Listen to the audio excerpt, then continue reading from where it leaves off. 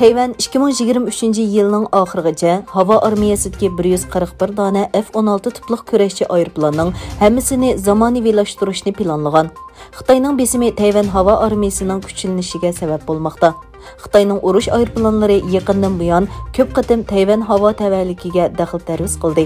Amerika bo'lsa Tayvanni qo'llaydiganligini ta'kidlab keldi. Yevropa İttifaqı a'zo davlatlarning o'zak ishlab chiqarishga mablag' solishni qo'llaydiganligini o'tirib qo'ydi.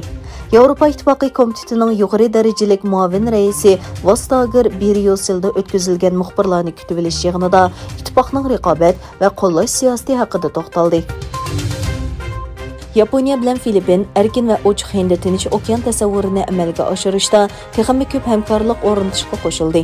Filippin prezidenti Rodrigo Duterte bilan to'rda ko'rishgan Yaponiya bosh ministri Kishida Fumio ikki taraflik va rayon xarakterlik taraqqiyotlarni muzokara qildi.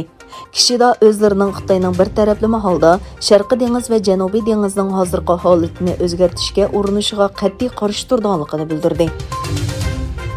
Rossiya prezidenti Vladimir Putin Shimoliy Atlantik ahdi tashkilotining Rossiyaga qarata tajovuzchilik pozitsiyasida bo'layotganligini bayon qildi.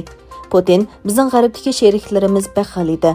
Ular bizning qizil siziqlarimiz va ogohlantirishimizni tuvan mo'ljallaydi dedi. Putin Belarusiyadagi ko'chman krizi sababli g'arb davlatlarini ayblab mundoq dedi.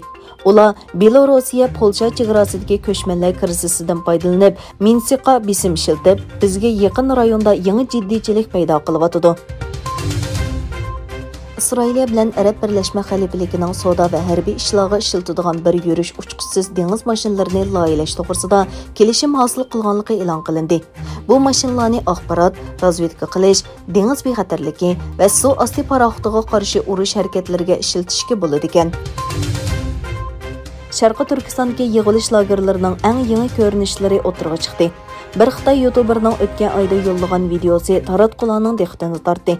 Egilinishcha, YouTube'dagi nomi Guangguan bo'lgan bu kishi o'zining mashinasi bilan yo'lga chiqqan bo'lib, Mapbox xarita detali va Xitoyning Baidu to'ri orqali 8 shahar va nohiyadagi 18 yig'ilish markazining o'rnini topgan. Ularning ichida yig'ilish lagerlari, zahar tashlash o'rinlari, tutib turish o'rinlari va siyosiy tarbiyalash markazlari bor ekan. Google bilan Fransiya axborot agentligi 5 yillik to'xtam imzoladi. Kelishim doirasida agar Google shirkati Fransiya axborot agentligi ishlab chiqargan mazmun va xabarlarni ishlasa, bu organga Fransiya raqobat organi bekitgan ramka ichida haq berildi.